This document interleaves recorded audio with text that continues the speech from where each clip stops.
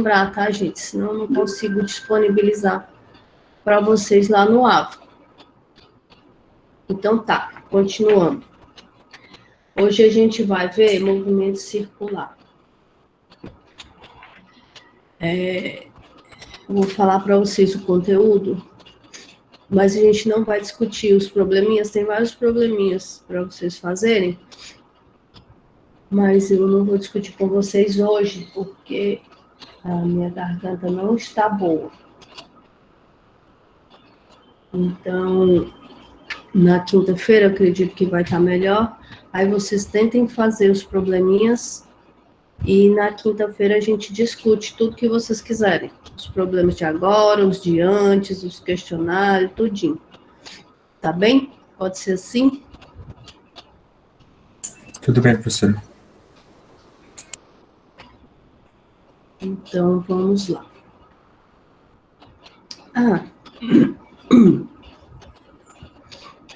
Antes da gente começar o movimento circular uniforme, vamos lembrar aqui o que a gente fez na aula de cinemática, né? A gente... Desculpa. A gente tinha definido a velocidade média como sendo a variação da posição em relação à variação de tempo, né? E depois disso, a gente definiu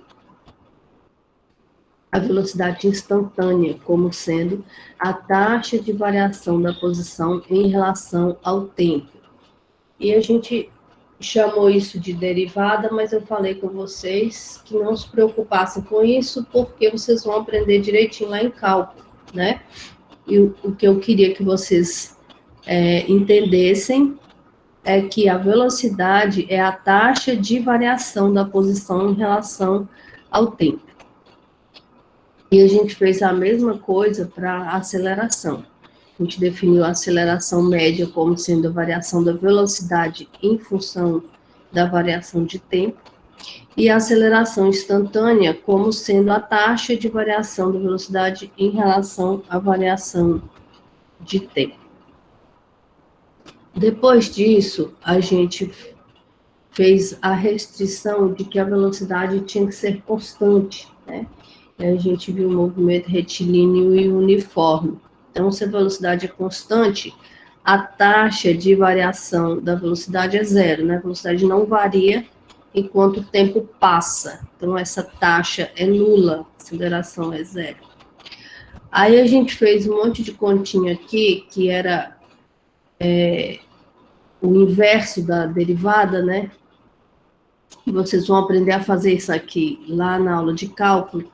Mas o que era importante aqui é que o fato da gente ter considerado que a velocidade é constante, o vetor velocidade constante, em módulo, direção e sentido, nos fez chegar a essa equação aqui, ó, que vocês já sabiam lá do ensino médio, né? A posição num instante de tempo t qualquer é igual à posição inicial mais a velocidade vezes o tempo, né?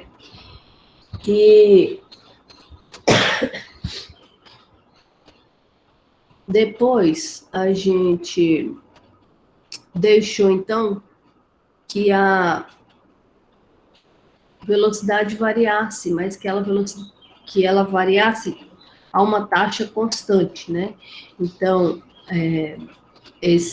a velocidade varia de forma uniforme em relação ao tempo, né? Vai variar de quantidades iguais para intervalos de tempos iguais. Então, essa aceleração é constante, né? É um número. E aí a gente fez aquela continha de novo, né? Que é o inverso da derivada, e a gente achou duas coisas.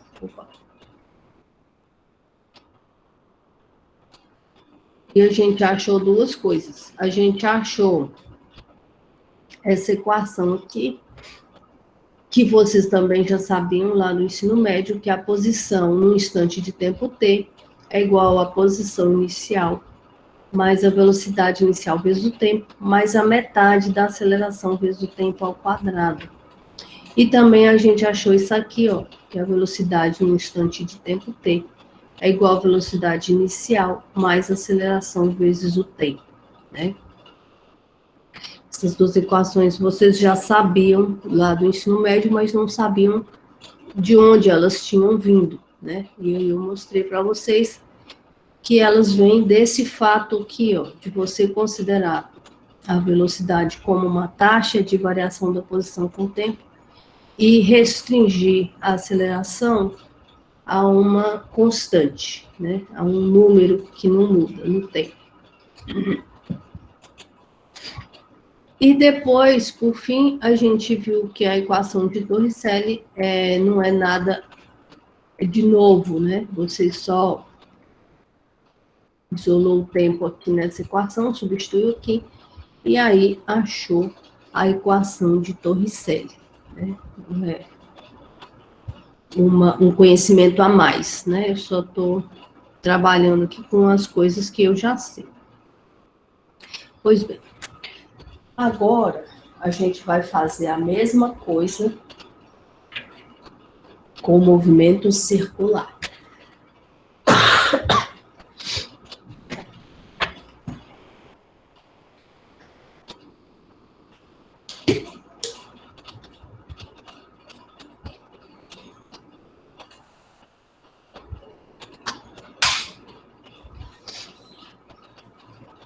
Quando a velocidade é constante, e quando eu estou dizendo velocidade, querendo dizer o vetor velocidade, módulo, direção e sentido, se o vetor velocidade é constante, a única maneira desse objeto se mover é em linha reta. Não tem outro jeito. Se eu tenho uma aceleração, se essa velocidade está mudando em módulo, essa aceleração é paralela com a velocidade. Uma aceleração paralela com a velocidade só pode fazer a velocidade variar em módulo, no máximo em sentido, né? Se essa aceleração está apontando para cá, ó, o sentido positivo do eixo x, então essa velocidade vai diminuir à medida que ele desloca nesse sentido, vai parar e vai voltar. Então, é a única coisa que a aceleração pode mudar, além do módulo da velocidade, é o sentido para o caso em que as duas são paralelas. Desculpa. Agora, se a aceleração é perpendicular com a velocidade, então essa aceleração ela é incapaz de mudar o módulo dessa velocidade, porque elas são perpendiculares. E nessa situação, a única coisa que essa aceleração pode fazer é mudar a direção e o sentido da velocidade. Então, essa trajetória deixa de ser uma linha reta e passa a ser uma linha curva. Se a aceleração e a velocidade são exatamente perpendiculares, então essa trajetória é um círculo de raio R.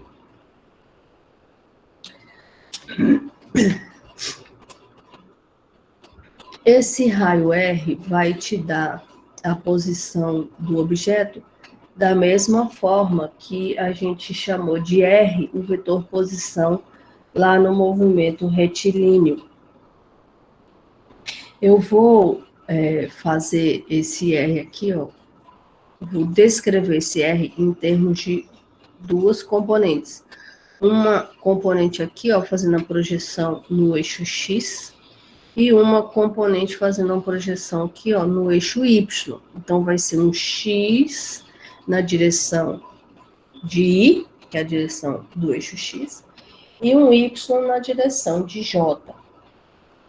Então, esse X aqui é o valor que aparece aqui, ó, no eixo X, quando eu projeto o R aqui em cima do eixo X. E esse Y é o valor que aparece aqui, ó, quando eu projeto esse R no eixo Y, né? Esse tamanho aqui do vetor. Muito bem. Eu posso descrever esse R em termos de X e de Y. Mas, no entanto, esse X e esse Y, eles vão variar o tempo todo durante o movimento do objeto. Mas esse R aqui, ó, se a trajetória é um círculo, né, se a aceleração e a velocidade são perpendiculares entre si, essa trajetória é um círculo. E se ela é um círculo, o tamanho desse R aqui, ele não muda. Então, eu posso escrever essa posição aqui em termos de só uma variável, que é o ângulo que esse R faz com o eixo do X. Esse ângulo eu vou chamar de posição angular. Essa posição angular, ela vai localizar o objeto em qualquer instante de tempo, porque a distância até o eixo de rotação eu sei, porque ela é constante. Mas se eu falar para você, esse ângulo aqui é de 90 graus. Claro que a gente não pode usar graus, tá? Para fazer a conta, tem que ser radianos. Então, se eu falar para você, esse ângulo aqui é de π sobre 2, você já sabe que o carro está aqui, ó. Então, só de você saber esse ângulo, você já vai conseguir localizar o carro, o objeto na trajetória. Então, em vez de trabalhar com x e y, eu vou escrever em termos de r, que é o módulo do vetor r, e o ângulo. Então, a componente x, quando eu projeto aqui, ó, vai ser o raio r, que é a hipotenusa, né, que é o tamanho do vetor, vezes esse cateto aqui, ó. E ele vai ser... Desculpa. Esse cateto aqui, ó, que é o x, né? Quando eu projeto aqui, ó, esse cateto aqui, que é o x, vai ser a hipotenusa, que é r, vezes o cosseno desse ângulo, porque está colado com o ângulo, colado é o cosseno. Mesma coisa eu posso fazer com o y, né? Quando eu projeto esse vetor aqui no eixo y, eu vou ter que esse pedaço aqui, que é o que eu estou chamando de y, é o raio R, que é a hipotenusa, só que agora ele é o cateto oposto, né? Então, ele é o seno desse ângulo θ. Eu vou escrever o Y como seno R, seno de θ. Então, substituindo isso aqui, ó, aqui, eu vou ter que o R o vetor R é o módulo R, cosseno de θ na direção I, mais R, seno de θ na direção de J.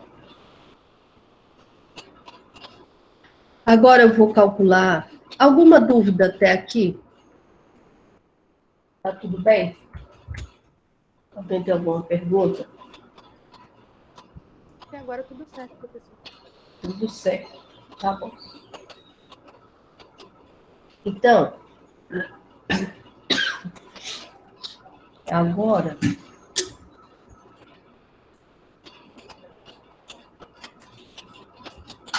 eu vou fazer a mesma continha que a gente fez antes. Agora eu vou fazer a derivada. vou calcular a taxa de variação dessa posição R em função do tempo.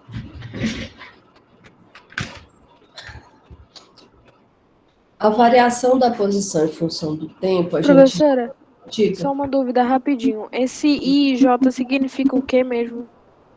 Direção de X e direção de Y. Tá, obrigada. É só a direção. Ele não contribui com o módulo. Ele só te dá a direção. Ok? Ok, professora, obrigada. Então,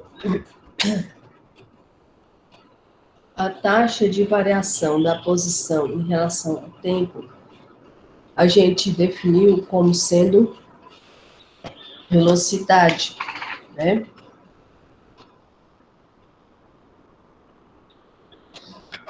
E essa velocidade é essa velocidade aqui, ó, a velocidade tangencial.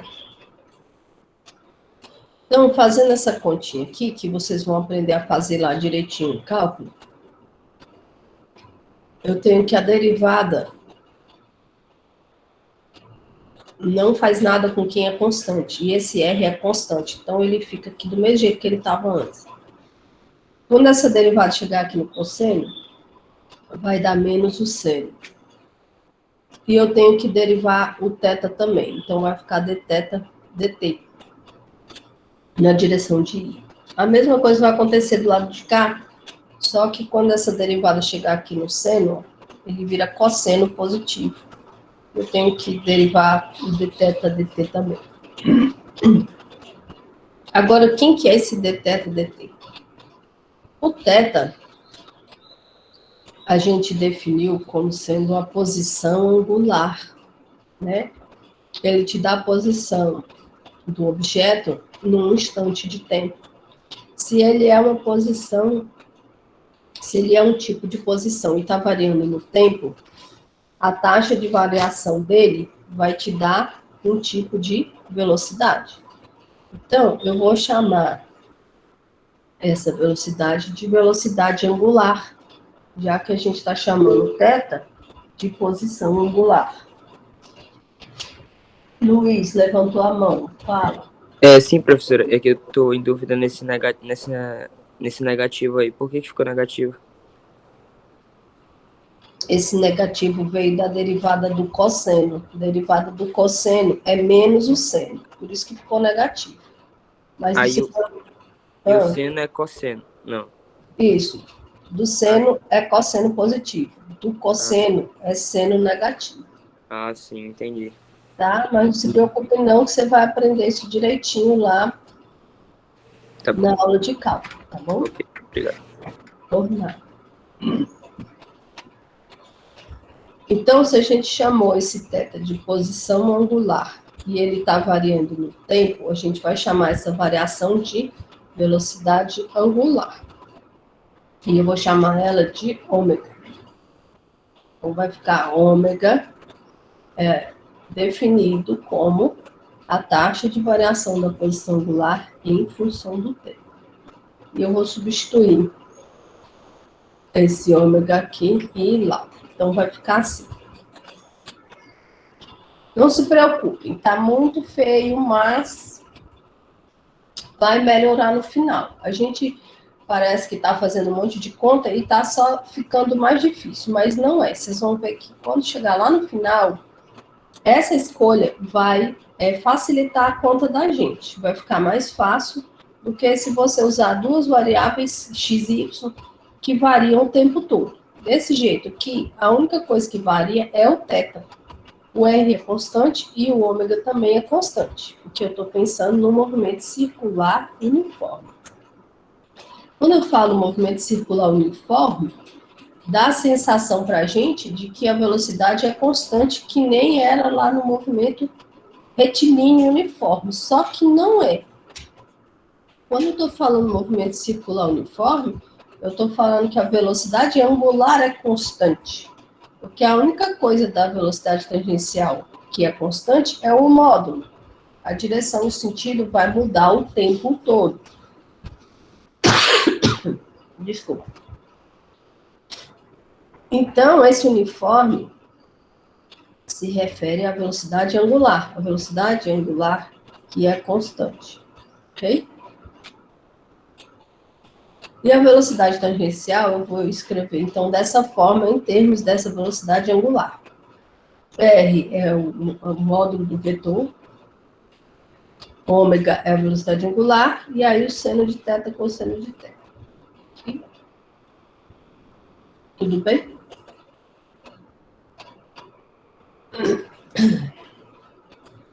Eu vou deixar essa equação aqui um instante, junto com essa que a gente já encontrou.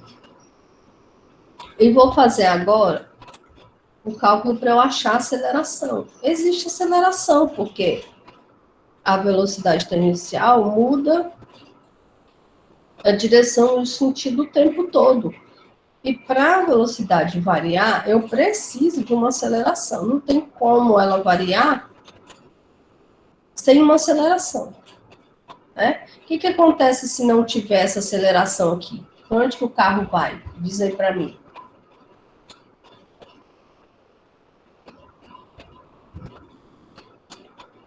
Para onde o carro vai se não tiver aceleração? Ele vai ficar parado, né, professora? Mas ele tem velocidade. Ele está girando aqui, ó. Vamos pensar numa pedrinha amarrada no barbante. Ele anda reto? Isso. Exatamente. Ele sai pela tangente, né? Estou girando aqui a pedrinha no barbante, né? Toda criança faz isso, né? Acho que todo mundo já deve ter feito. Amarra uma coisa no barbante e está aqui girando. Se eu solto, acabou a aceleração. Se acabou a aceleração, o objeto sai em linha reta. Ele não fica girando em torno da minha mão se eu não estiver segurando. Né? Porque a minha mão está fazendo uma força e essa força está gerando uma aceleração. Então, se eu não tiver aceleração, ele não vai fazer uma trajetória curva. Então, tem que ter essa aceleração. E ela aponta na direção do centro. Por isso que a gente chama de aceleração centrípeta. Então, a taxa de variação da velocidade tangencial, ela é a aceleração centrípeta. Agora eu vou pegar esse operador aqui da derivada e vou passar ele por aqui e por aqui. E aí eu vou achar esse resultado aqui, ó.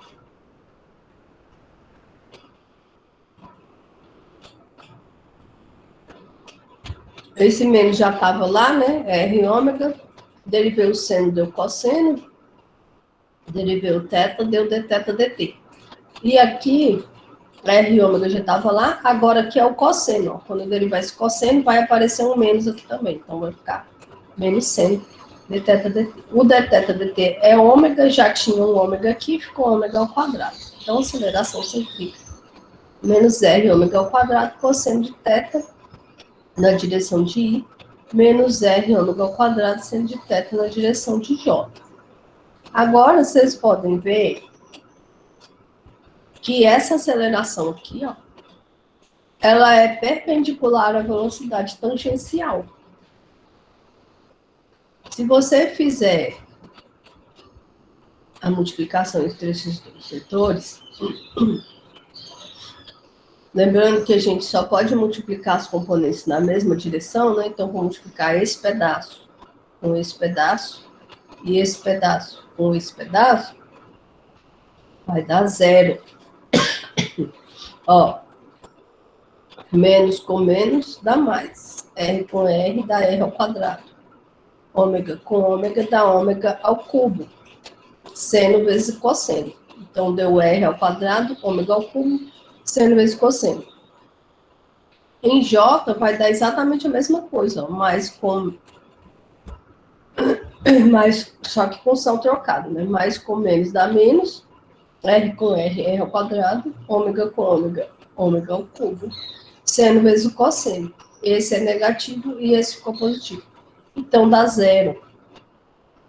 Então isso significa que a aceleração e velocidade tangencial são realmente perpendiculares. E se você fizer isso com o vetor R, você vai ver que eles têm a mesma direção. Só que eles têm sentidos opostos. Porque quando o x aqui é positivo, o x aqui é negativo. Estou na direção de menos i. E o y aqui é positivo, só que aqui é negativo. Estou na direção de menos j. Então, aceleração e posição têm sentidos contrários, como deveria ser, né? Porque eu defini o R do centro da trajetória até o carro. E a aceleração centrípeta aponta exatamente no sentido contrário, aponta em direção ao centro, e não em direção ao carro. Tudo bem?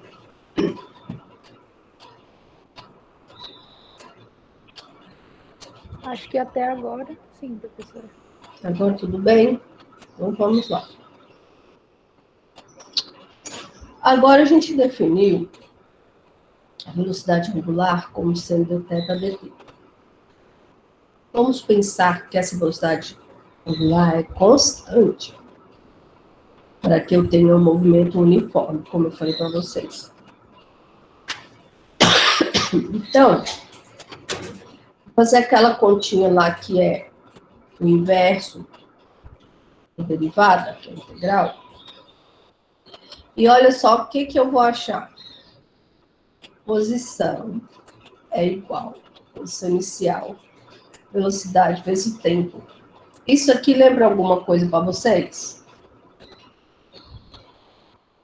Lembra o quê? Sorvete. É, exatamente. Lembra aquela equação para o movimento retilíneo uniforme, que eu tenho a posição no instante de tempo, posição inicial, velocidade vezes o tempo. E funciona exatamente da mesma forma. Okay? Funciona exatamente da mesma forma. Então, vocês vão usar isso aqui do mesmo jeito que vocês usavam lá. Se a velocidade angular é constante, eu posso achar a posição dessa forma. Foi o que a gente fez aqui, né? Ele começou aqui no θ igual a 0. Se você sabe a velocidade que ele está girando aqui, ó, você consegue achar ó, quanto tempo que ele vai levar para chegar, por exemplo, aqui, ó, na posição π sobre 2, ou lá na posição π, entendeu? Então, você vai usar essa equação aqui. Agora, se eu fizer o produto escalar da velocidade tangencial com ela mesma, eu vou achar que o módulo dela é R vezes ômega. Né? Com esse da seno ao quadrado, esse com esse da cosseno ao quadrado, R ao quadrado, ômega ao quadrado fica em evidência, né? Então, fica seno ao quadrado mais cosseno ao quadrado, que dá 1. Então, vai dar R ômega, o módulo da velocidade tangencial. E o módulo da aceleração tangencial dá R ômega ao quadrado. Né? Fazendo essa multiplicação aqui da mesma forma. Agora, deixa eu voltar aqui nessa figura.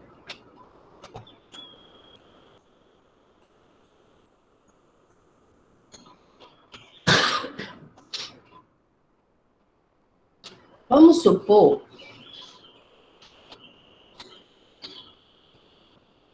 que esse carro começou o movimento aqui.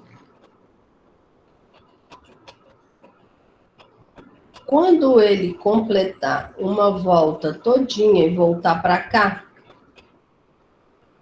qual é a distância que ele percorreu? Diz para mim.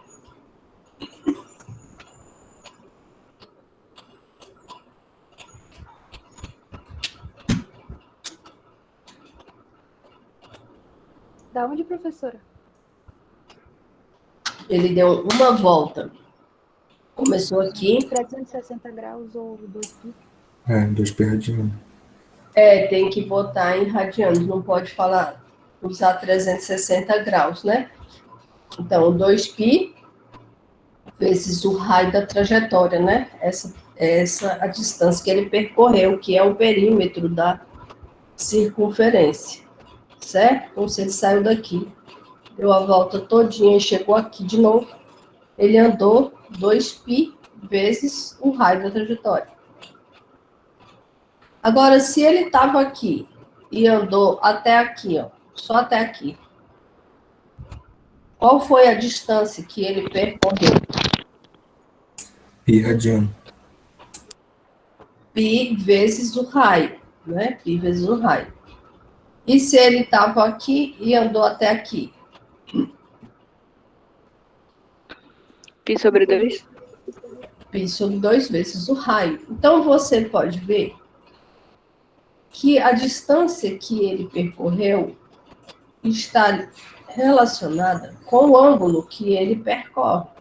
Daqui, a volta inteira para cá, foi 2π, que é o ângulo, a posição, o ângulo percorrido foi 2π, vezes o raio.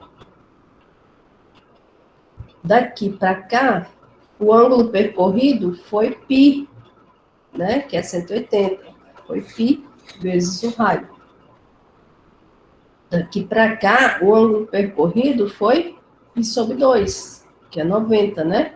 Então, π sobre 2 vezes o raio. Então, a distância percorrida, ela pode ser escrita em termos da posição angular e o raio da trajetória. Tudo bem? Tudo certo, professora. Tudo certo. Então, o que eu quero dizer para vocês com isso? Eu quero dizer para vocês que eu vou escrever a distância percorrida, vou chamar de S, para não confundir nem com R,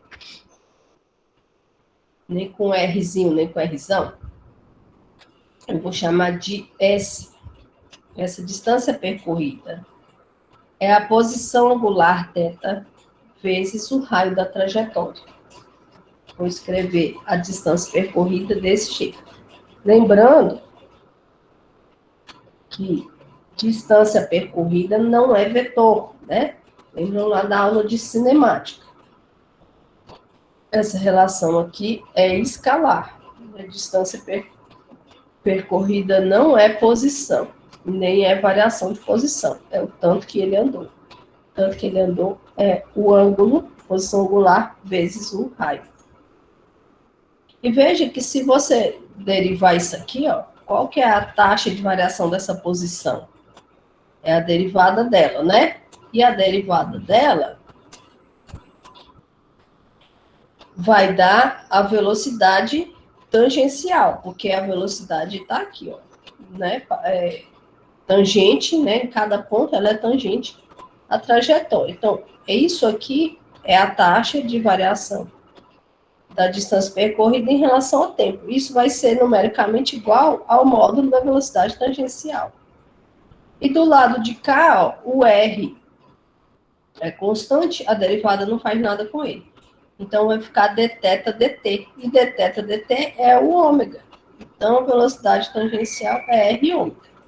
Então, você veja que isso daqui é desse jeito por causa dessa definição aqui também, né? Tudo bem? Alguma dúvida?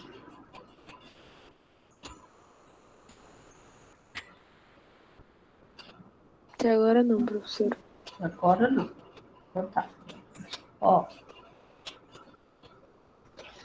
Esse probleminha aqui é muito simples.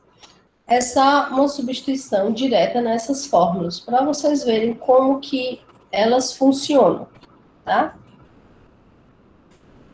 Você vai só ter que tomar cuidado com os ângulos que são usados em radianos, não pode ser em graus. Aqui, quando ele fala que a roda do carro é aro 16, significa que ela tem 16 polegadas de diâmetro. E aí, aqui tem te falando, ó, como que transforma polegada para centímetro, mas você também não pode usar em centímetro, tem que transformar para metros. E aqui, a velocidade foi dada em quilômetros por hora, e também tem que transformar para metros por segundo. Tá? Então, o que você vai usar aqui são só essas equaçõezinhas que a gente mostrou, e essa daqui, ó. A última letra, você vai usar essa equaçãozinha aqui, tá bom? Só para vocês verem como que elas funcionam. Eu não vou fazer isso com vocês hoje, porque minha garganta realmente não tá boa. Então, eu vou deixar para vocês tentarem fazer, e aí na quinta-feira, acredito que já vou estar melhor, e aí a gente discute todos esses problemas, tá bom? Tudo bem, professora. Obrigada. Agora vamos pensar no movimento circular variável. Se ele varia, eu tenho uma aceleração que eu vou chamar de angular. E essa velocidade, e essa aceleração angular vai ser a taxa de variação da velocidade angular em função do tempo. Veja que é a mesma definição que a gente tinha antes lá no movimento retilíneo. É exatamente a mesma coisa.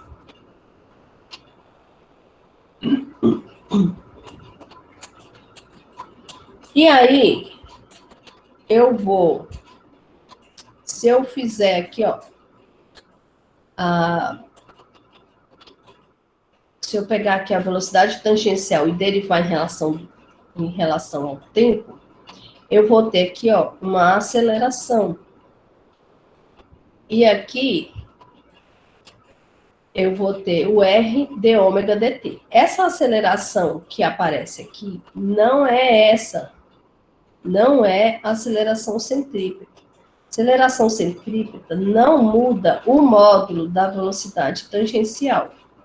E aqui eu estou fazendo a velocidade tangencial, o módulo dessa velocidade tangencial variar. Né? R ômega é o módulo da velocidade tangencial. E eu estou fazendo esse módulo variar. Se esse módulo varia, eu tenho que ter uma aceleração tangencial. E essa aceleração tangencial, ela vai ser escrita em termos de R e a variação da velocidade angular em função do tempo, que é essa aceleração angular que eu defini aqui, de ômega dt. Então,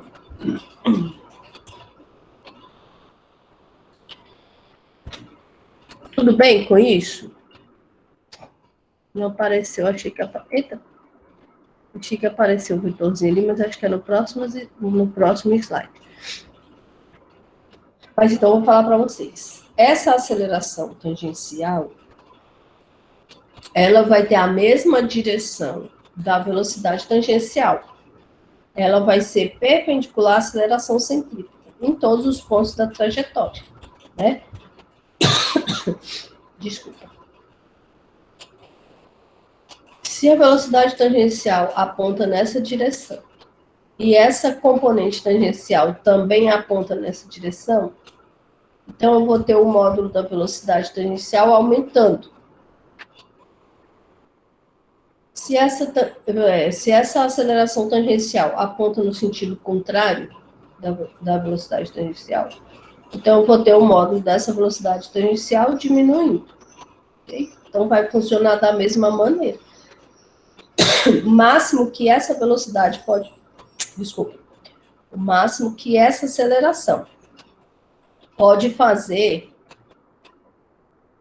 é mudar o sentido dessa velocidade tangencial, né? Se ela tem sentido contrário, ela vai diminuir essa velocidade até parar e depois faz ele voltar para trás. Essa aceleração não muda a direção e o sentido desse vetor, só muda o módulo.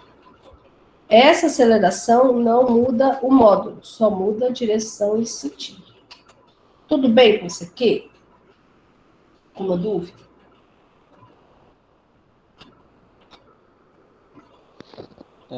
Eu não entendi bem essa última parte, professora, da relação. O que exatamente você não entendeu? A variação. variação, olha só. Lembra quando eu falei para vocês aqui, ó? É exatamente isso aqui, ó. Quando a aceleração e a velocidade têm o mesmo sentido, a mesma direção, desculpa, a mesma direção, essa aceleração só pode mudar o módulo dessa velocidade, não muda a direção. O máximo que pode fazer é mudar o sentido. Se essa aceleração estiver apontando para o lado de lá, o módulo da velocidade vai diminuir até ele parar e voltar. É o máximo que ele consegue mudar, o sentido, e muda principalmente o módulo. Se a aceleração for perpendicular, então ela não muda o módulo, só muda a direção e o sentido da velocidade em cada ponto. O que está acontecendo lá é a mesma coisa que está acontecendo aqui. A aceleração centrípeta só muda a direção e o sentido, porque ela é perpendicular à velocidade. Se eu quero mudar esse módulo, que se eu quero fazer esse carro girar mais rápido, eu preciso fazer uma aceleração que seja o tempo todo paralela com essa velocidade. Então, ela é uma aceleração tangencial também. Ela também é tangente à trajetória. Em cada ponto, ela é perpendicular com a aceleração. Respondi sua pergunta, Renato? Sim, senhora. Muito obrigado. Não. Professora, Diga. então é basicamente essa aceleração tangencial, ela tem a mesma direção da velocidade tangencial e é perpendicular à aceleração centrípeta. Exatamente. Exatamente. Obrigada. Não. Professora, essa velocidade tangencial, o módulo dela, esse R é de raio? É o raio vezes a velocidade? Isso. Onde é que a Tá bom, gente... então, obrigado. Não, peraí, não era aqui. Perdi aqui onde é que a gente parou. Foi aqui não, né? Que deve ter sido no anterior. Depois desse. Hã? Acho que é nesse, professora. Não, que a gente já viu esse, né? É nesse aqui. Nesse aqui, né? Que a gente tá? Isso, professora. Então, essa aceleração tangencial, ela vai ser perpendicular à aceleração centrípeta em todos os pontos da trajetória. Essa aqui muda o módulo da velocidade. Essa aqui muda a direção e sentido. Mais alguma dúvida? Diz para mim.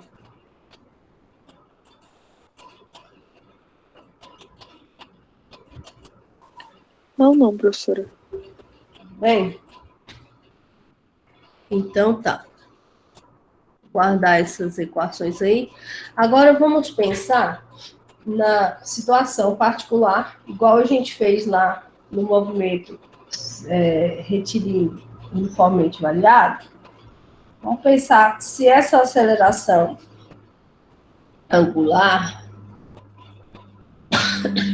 alfa, ela é constante. Então, se ela é constante, essa velocidade ômega, ela varia em relação ao tempo, mas ela varia de quantidades iguais em intervalos de tempos iguais. Então, ela aumenta, por exemplo, 2 radianos a cada segundo. Então, toda vez que passar 1 segundo, vai aumentar 2 radianos. 2 radianos por segundo nessa velocidade. Então, se essa taxa é constante, a gente vai fazer a mesma continha lá do inverso da derivada, e vai achar essa equação aqui, ó. Ômega, que é a velocidade angular, num dado instante de tempo, é igual à velocidade angular inicial, mais a aceleração angular vezes o tempo. Isso aí parece com o quê?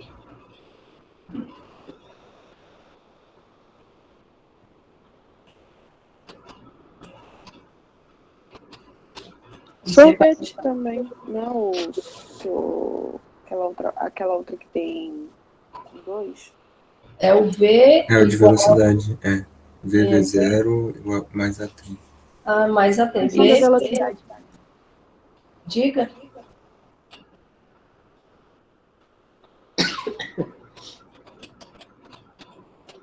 Agora, se a gente fizer a mesma coisa aqui, ó, que a gente fez lá, para a posição, aí a gente vai achar essa, né? Vocês chamam de sorvetão. Posição angular é igual a posição angular inicial, velocidade angular inicial vezes o tempo, mais meio da aceleração vezes o tempo ao quadrado. Vejam que é a mesma coisa. Exatamente a mesma coisa. Vai funcionar exatamente do mesmo jeito. Por que que é tão igual? Porque as definições, ó, elas foram as mesmas. Eu defini o θ como sendo a variação eu defini o θ como sendo uma posição angular. Eu defini o ômega como sendo a variação dessa posição em relação ao tempo, da mesma maneira que eu defini a velocidade. E eu defini a aceleração como sendo a variação dessa velocidade angular em relação ao tempo, da mesma forma que eu defini lá atrás a aceleração. As definições são as mesmas. A única coisa que muda é o tipo de variável que eu estou olhando. Então, vai funcionar exatamente do mesmo jeito. Então, olha só, quando a gente tinha variáveis lineares, a gente tinha posição num dado instante de tempo, igual a posição inicial, mais a velocidade vezes o tempo. Agora, com variáveis angulares, eu tenho a mesma coisa. Posição angular num dado instante de tempo é igual a posição inicial mais a velocidade angular vezes o tempo, né? Se a velocidade é constante. Se a velocidade não varia, com aceleração constante, desculpa. Então, eu tenho a velocidade angular num dado instante de tempo, igual a velocidade angular inicial, mais a aceleração vezes o tempo. E também eu tenho o análogo para a equação da posição, que é a posição angular igual a posição angular inicial, mais a velocidade angular inicial, mais meio da aceleração angular vezes o tempo ao quadrado. É exatamente a mesma coisa. E, além disso, a gente também tem essa relação, que é entre a distância percorrida e a posição angular. A gente consegue fazer esse link através dessa equação. E olha, essa equação aqui ajuda muito em muitas situações, tá? Tem que lembrar isso aqui. Isso aqui é bem importante e ajuda muito em vários problemas. Isso aqui vai ser importante você saber. E fazendo a variação dessa posição aqui, ó, em relação ao tempo, a gente acha a velocidade tangencial dessa posição, não, desculpa, dessa distância percorrida. A gente vai achar o módulo da velocidade tangencial, que é R ômega, né? Que o R é constante e a variação do θ dá o ômega. A mesma coisa daqui para cá. Você tem a velocidade tangencial variando, você tem uma aceleração tangencial. O R é constante, quem varia é a velocidade angular. Então, eu tenho aqui a aceleração angular. E, além disso, a gente tem também o módulo da aceleração centrípeta, que é R ômega ao quadrado. Tudo bem? Tudo ótimo. Bem, professora. Então, tá. Agora, tem um problema aqui que eu quero muito que vocês tentem fazer, mas eu quero que vocês tentem fazer com calma em casa mesmo, porque eu quero terminar esse assunto com vocês, e aí na quinta-feira a gente discute com calma todos os problemas, depois que vocês terem tentado fazer. Esse problema aqui é só para mostrar para vocês que aquelas equações funcionam exatamente da mesma forma. Eu tenho um CD aqui de música. Gente, me dá só um minutinho. Eu já volto. Aqui minha garganta não tá bem. Só um minutinho que eu já volto. Vai lendo o problema aí, por favor.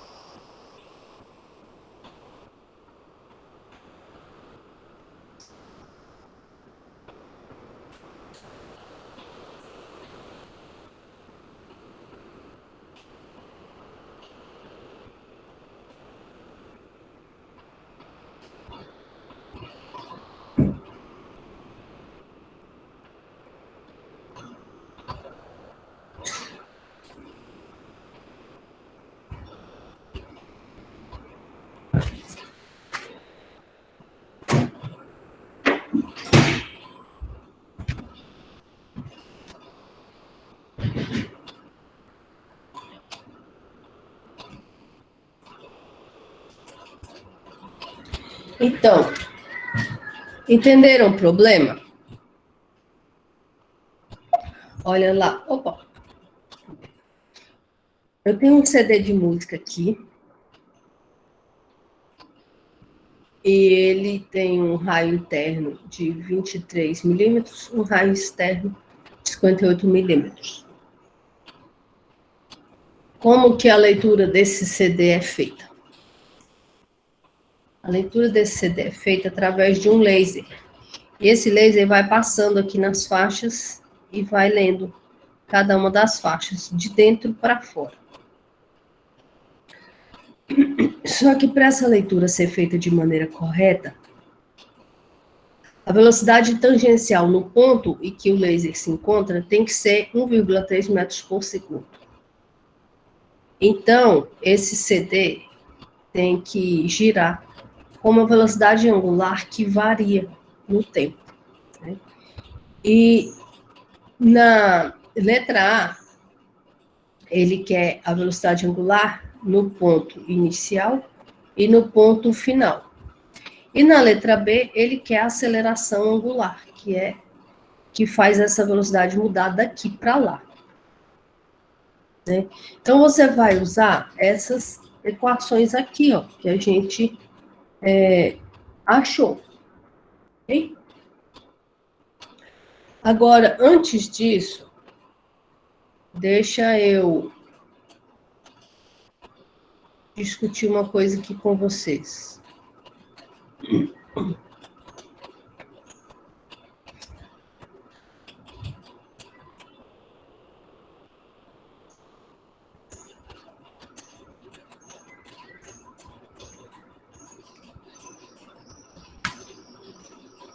Aí no chat apareceu um link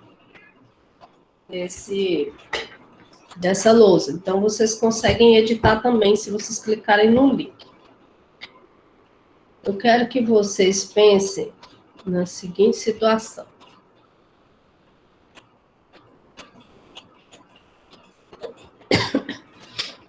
Eu tenho aqui, ó, um poste. Aí tem uma criança aqui, ó, segurando no poste com os bracinhos abertos.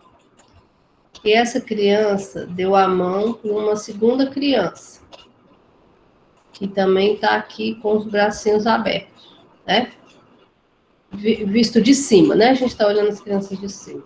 E essa segunda criança deu a mão para uma terceira criança, que também está aqui com os bracinhos abertos. E elas estão girando aqui, ó. Né? Elas estão girando aqui. E a pergunta é: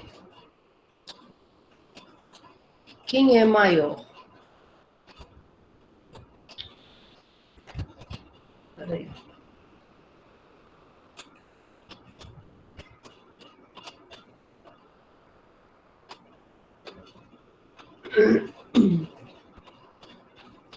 A velocidade tangencial da criança A, vou chamar aqui, ó, A, B e C. Velocidade tangencial da criança B, velocidade tangencial da criança C. E a velocidade angular da criança A, velocidade angular da criança B, velocidade angular da criança C. Ordena aí para mim, do maior para o menor.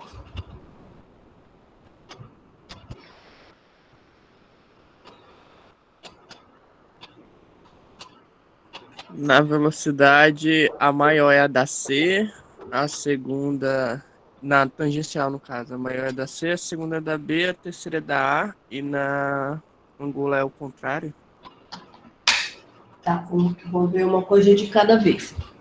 Você diz para mim que a velocidade tangencial da criança C, é isso? Isso é maior. É maior que a velocidade tangencial da criança B, que é maior que a velocidade tangencial da criança A, é isso? Isso. Tá, vamos pensar aqui, ó. Elas estavam aqui, aí vieram parar para cá, né? Tá aqui a criança 1. Tá aqui a criança 2.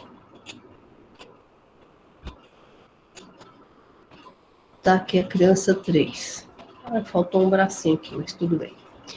Então, elas se deslocaram daqui para cá.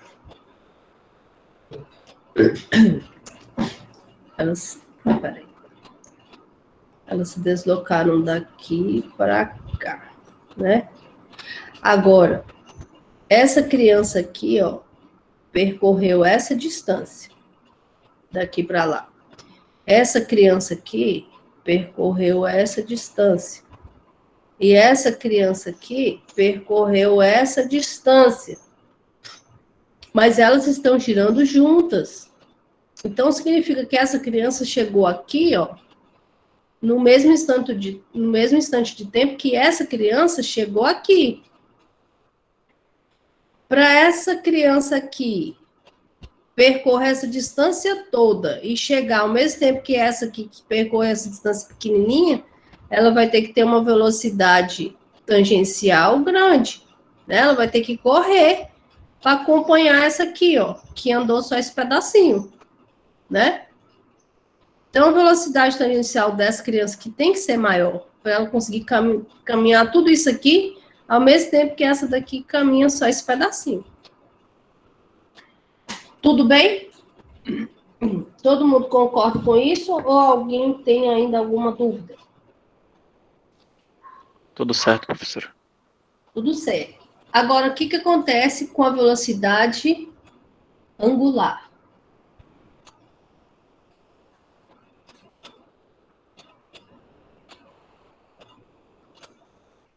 Diz para mim.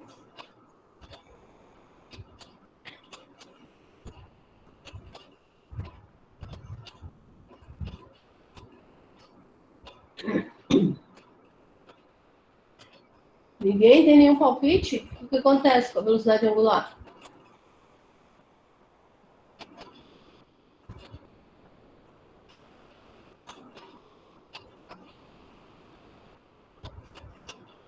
Elas são iguais? Ah, e por que você acha que elas são iguais, Thiago? Porque, assim, né, eu vou falar ângulo, mas eu sei que a forma certa é radiano. Se eu fosse fazer o ângulo é igual para todas as crianças. Isso, Aí, mas é ângulo mesmo, é posição é, angular, né? Que seria hum, o correto. Radiano é a. Ela vê essa coisa de novo, peraí. O radiano seria a unidade, só que radiano não é uma unidade propriamente dita, né? É só um lembrete para a gente não usar o ângulo, o valor do ângulo em graus, que a gente tem que usar em radiano. Mas o correto é posição angular mesmo, tá certinho. Você ia dizer mais alguma coisa? não, era mais só isso mesmo. Era isso, né? É porque aqui, ó, daqui para cá, vamos supor que essa criança andou um ângulo θ. Daqui para cá, a criança B também andou um ângulo θ. Não é o mesmo ângulo? Daqui para lá, a criança C também andou um ângulo θ. Então, elas descreveram o mesmo ângulo no mesmo instante de tempo.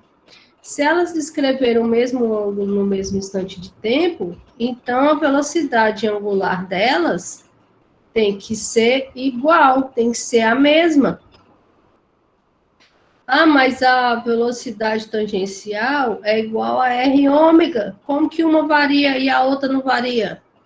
Porque nesse caso aqui, o R está variando. Olha aqui, o R aqui da criança A é esse pedaço. O R da criança B é esse pedaço. E o R da criança C é esse pedaço. Então, se o R é maior, a velocidade tangencial tem que ser maior para manter a velocidade angular constante. Tudo bem?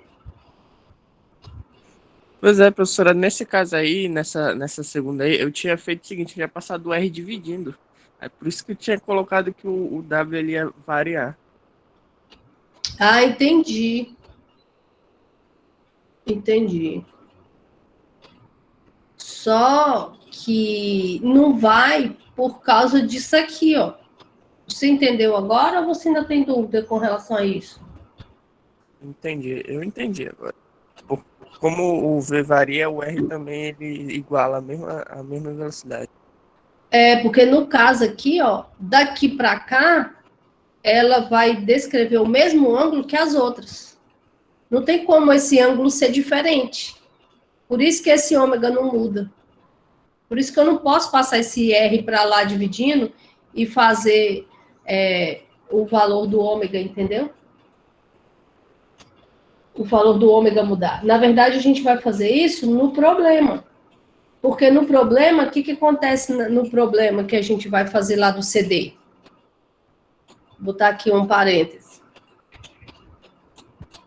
No CD, para vocês não confundirem, no CD, a velocidade tangencial que é constante, né? Que ele falou lá, constante.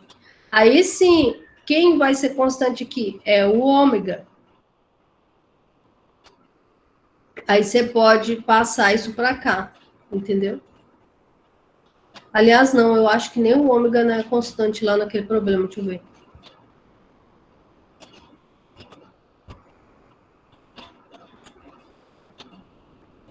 Não, nesse problema nem o ômega não é constante. Não, a velocidade tangencial é constante, tá certo. A velocidade tangencial é constante. Isso, a velocidade tangencial é constante e o ômega varia desse jeito aqui, ó. Que é como você vai calcular o ômega na letra A, né? Você vai colocar a velocidade inicial, o R1 e o R2. O R inicial e o R final. Diga, quem queria falar alguma coisa? Então, nessa letra A, professora, então vou ter que pegar o raio interno e o raio externo, né? Tem que fazer duas contas, né? Isso. Você vai fazer duas contas, que foi o que ele pediu lá. A velocidade angular, ó, quando a leitura está no raio interno e a velocidade angular quando está no raio externo. Aí é isso aqui. Mas vai ter que converter para metros, né? Porque a velocidade tangencial está em metros por segundo. Isso, tem que colocar tudo para metros por segundo. E na letra B, ele está te dando tempo, e aí ele quer aceleração angular, aí você vai ter que usar isso aqui. Tudo bem? Eu estava falando com o Samuel, era? Você tem mais alguma dúvida, Samuel? Tá tudo certo?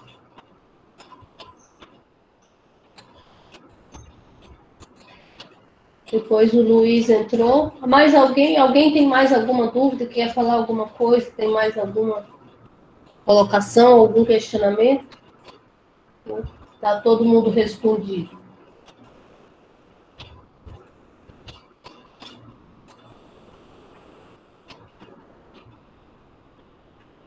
Acredito que sim, professor.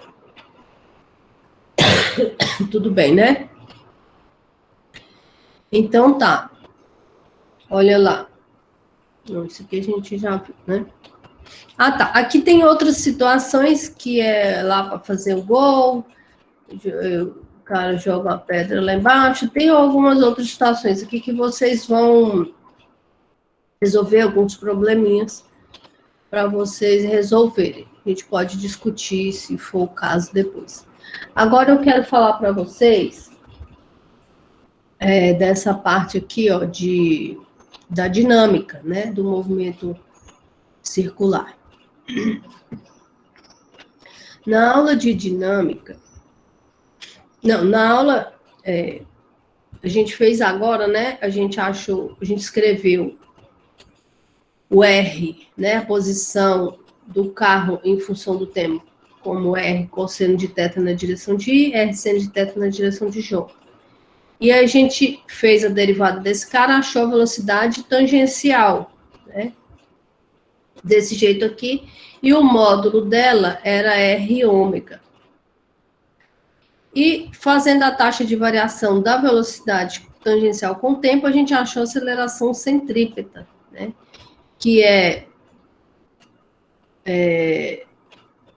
R ômega ao quadrado, né? Aí você pode substituir aqui, ó, isso aqui, aqui, e achar a aceleração centrípeta em termos da velocidade tangencial ao quadrado dividido por E, né? Que vocês já devem ter visto lá no ensino médio. Pois bem, na aula de dinâmica, a gente estava vendo a segunda lei de Newton, e a gente viu que não existe aceleração sem força. O que produz uma aceleração? É uma força, né? Eu tenho que ter uma força resultante atuando no sistema para que exista uma aceleração.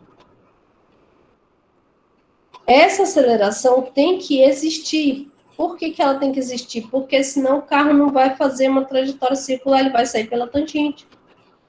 Porque a velocidade dele é tangente à trajetória. Se existe essa aceleração, existe uma força, que eu vou chamar de centrípeta, porque ela aponta para o centro da trajetória. Então, se eu tenho aqui uma aceleração centrípeta, a somatória dessas forças aqui vai ser uma força centrípeta. Veja bem, posso escrever a segunda lei de Newton para um movimento circular como sendo a força centrípeta igual a massa vezes a aceleração centrípeta. Mas eu quero que vocês entendam que essa força centrípeta não é uma força diferente, uma força nova, igual a gente viu as forças especiais, tipo atrito, arrasto, peso normal, não é nada disso. Essa força daqui é o nome que a gente dá para somatório das forças, para a força resultante no movimento circular. Não é uma força diferente. Alguém faz o papel de força centrípeta nos problemas que você for resolver, ok? Então, o módulo da força centrípeta, eu posso calcular como sendo a massa, velocidade ao quadrado vezes 100. Mas não é uma força nova, não é uma força diferente. Alguém vai fazer o papel de força centrípeta no problema, né? Então, a gente tem movimento circular uniforme em diversas situações, né?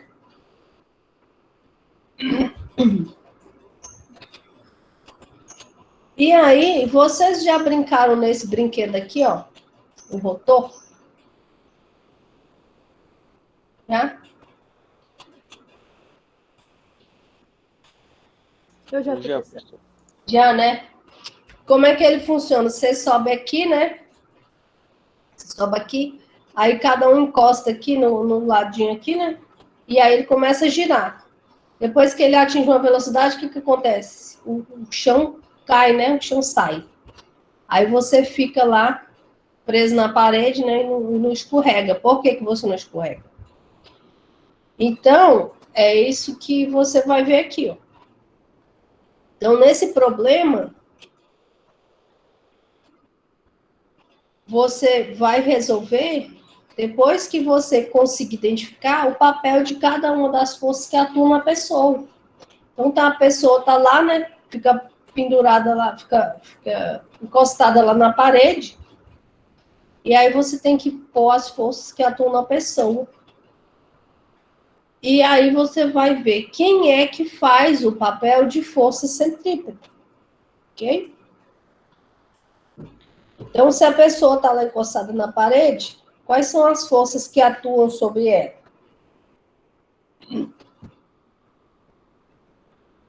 A cola já está aí.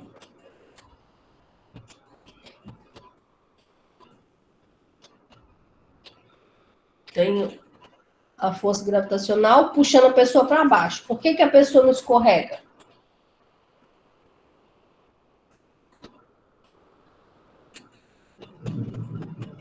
Por que a pessoa não escorrega? Diz para mim. Por causa do atrito? Por causa do atrito. Tem que ter uma força de atrito aqui suficiente para segurar a pessoa. O atrito entre a roupa da pessoa e a parede do rotor. Né?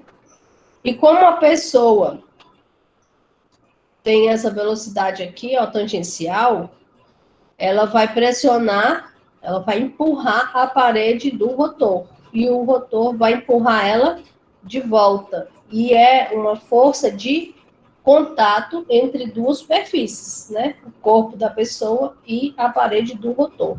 Então, eu tenho uma força normal, né? Perpendicular à parede do rotor, empurrando a pessoa para frente. E aí, quem é dessas forças que faz o papel de força centrípeta?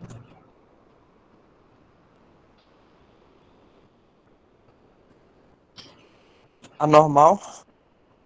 A normal faz o papel de força centrípeta, né? Porque ela está apontando para o centro da trajetória. Então, a identificação dessas forças e a identificação do papel de cada uma delas é muito importante para que você realmente consiga resolver o problema. Tem que fazer esse desenho? Tem que fazer o desenho. Ai, mas é muito chato fazer o desenho. É chato fazer o desenho, mas é importante, porque é através do desenho que você vai conseguir identificar corretamente o papel de cada uma das forças. Tudo bem?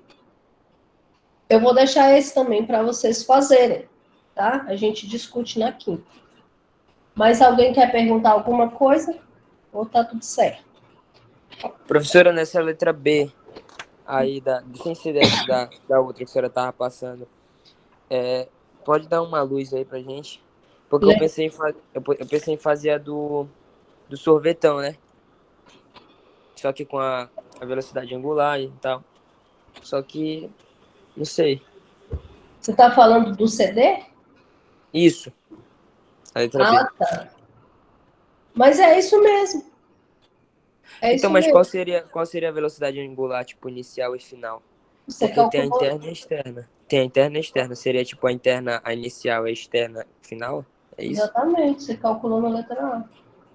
Ah, sim. Entendi. Tá bom, então. Mais alguma dúvida aqui nesse problema? Ou tá tudo certo?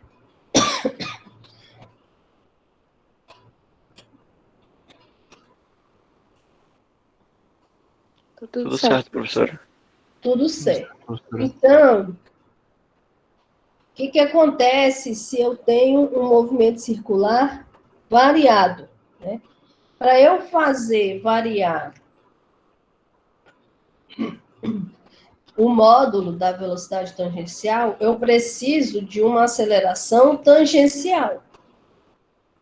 Essa aceleração centrípeta muda a direção e o sentido da velocidade tangencial.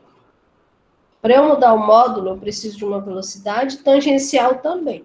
Né? Se tiver a mesma direção da velocidade tangencial, vai aumentar o módulo. Se tiver o sentido contrário, vai diminuir o módulo. E aí, para eu ter essa aceleração tangencial, eu vou ter que ter uma força tangencial também. Né? Vai ter que existir essa força. Só que essa força tangencial e essa força centrípeta, elas são perpendiculares, né? Porque a velocidade e a aceleração centrípeta são perpendiculares. Então, o que você pode fazer? Você pode dividir seu problema em duas componentes. Componente tangencial, componente centrípeta.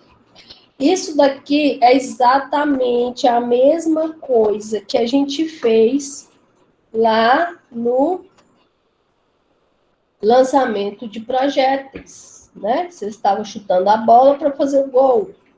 E a gente dividiu o problema na situação em X, né? O que acontecia na direção de X, o que acontecia na direção de Y. É exatamente a mesma coisa. Por que eu posso fazer isso aqui? Porque a componente tangencial é perpendicular com a componente centrípeta, da mesma forma que o movimento em X é perpendicular com o movimento em Y. Sempre que as variáveis são perpendiculares, elas são independentes. Então, posso fazer tudo da parte tangencial e fazer tudo da parte centrípeta separadamente e resolver o problema dessa forma. A parte centrípeta, a gente já sabe que a força centrípeta é massa V² dividido por R. A parte tangencial vai depender do seu problema, né? Aí tem que ver lá o que está acontecendo, né? Não tem como a gente generalizar. E aí acontece que a gente vai poder fazer a mesma coisa com a aceleração. A aceleração vai ser uma componente tangencial mais uma componente centrípeta. Só que para aceleração a gente já sabe que a aceleração centrípeta é V² dividido por R, e essa componente tangencial, o módulo dela vai ser um R vezes um alfa, que é a aceleração angular. Porque se o módulo da velocidade tangencial varia, a gente vai variar a taxa com que esse ângulo aqui, θ, que a gente botou aqui, varia. Né? Então, a gente tem a aceleração angular, e a aceleração tangencial é proporcional à aceleração angular. Tudo bem? Alguma dúvida aí?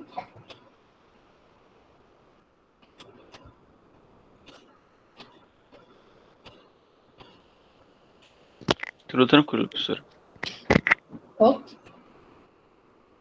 E aqui tem um probleminha, né? Mais um probleminha para vocês fazerem, que é uma criança amarrou uma bolinha aqui, uma pedrinha num barbante, né? Tá girando, né? Todo mundo já fez isso, né? Tá girando aqui. Nesse caso aqui, ó, quem é que faz o papel de força centrípeta? Diz para mim. A tensão da corda. A tensão sozinha? A reação dela. Vamos pensar nessa situação aqui, ó. Quando a bolinha tá lá em cima, no topo. Quem é que faz o papel de força centrípeta? A gravidade. A criança que tá girando. Qual força que está fazendo o papel de força centrípeta quando a bolinha passa? No caso, a gravidade. Só a gravidade? Junto da tensão da corda. É a soma, né? Da gravidade não, né? Da força gravitacional, que gravidade é a aceleração. Mas quem faz o papel de força centrípeta aqui é a soma, força gravitacional mais a tensão da corda, as duas juntas. Então, a força centrípeta nem sempre é uma força só que faz o papel dela. Às vezes é a soma ou a diferença entre duas ou mais forças. No caso aqui, ó, é a soma da tensão mais a força gravitacional. Quando a bolinha estiver lá embaixo, ó, exatamente a diferença da tensão, que vai apontar sempre para cima, né, por causa que ela vai na direção do cordão. Só que aqui, quando ela passa embaixo, a força gravitacional está apontando para baixo. Então, essa tensão tem que ser maior do que aqui, ó, para fazer a bolinha girar. Ela tem que compensar isso aqui. Então, quem faz o papel de força centrípeta em cada instante de tempo é a diferença vetorial entre a tensão na corda e o peso, né, e a força gravitacional que atua na bolinha. Tudo bem? Alguém levantou a mão. Joab, diga. Professora, nesse caso aí, ela tá rodando a pedrinha na vertical, né? Exato. Se ela rodasse na horizontal, a centrípeta seria só a tensão da corda, né?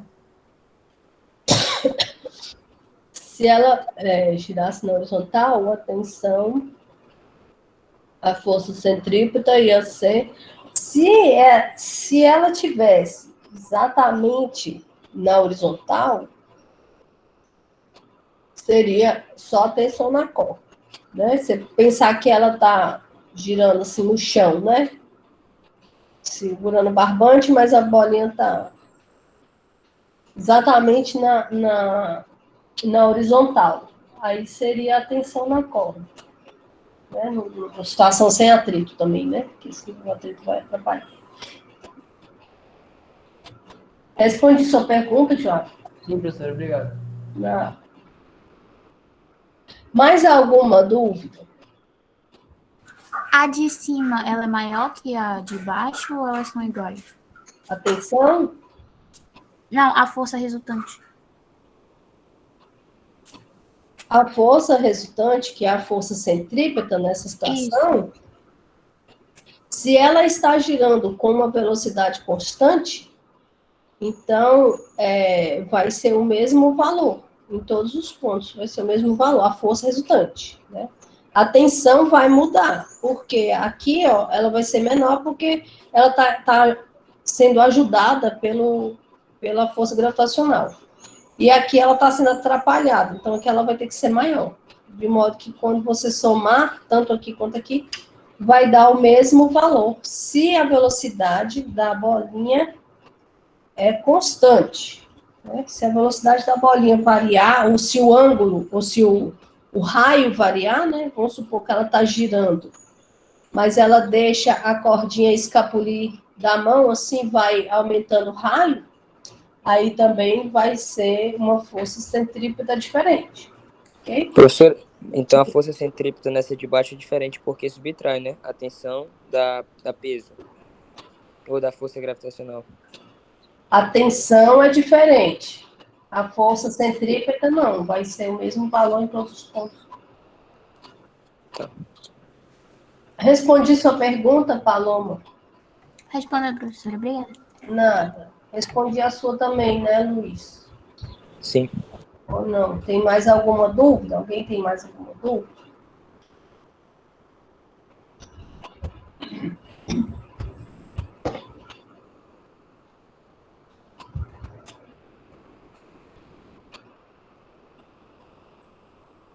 Tem mais alguns probleminhas aqui também para vocês resolverem, tá? Aí vocês dêem uma olhada e resolvam. Se não tiver mais nenhuma dúvida, eu vou encerrar essa aula, porque realmente a minha garganta não tá boa. E aí, na quinta-feira, a gente discute esses problemas. Tudo bem? Alguém quer professora. perguntar alguma coisa? Tá tudo certo?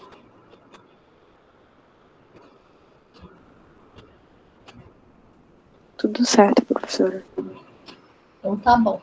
Então, bom dia para vocês. Até quinta. Bom dia, professora. Bom dia, Melhoras. professora. Bom dia, Melhoras. professora. Bom dia, obrigada.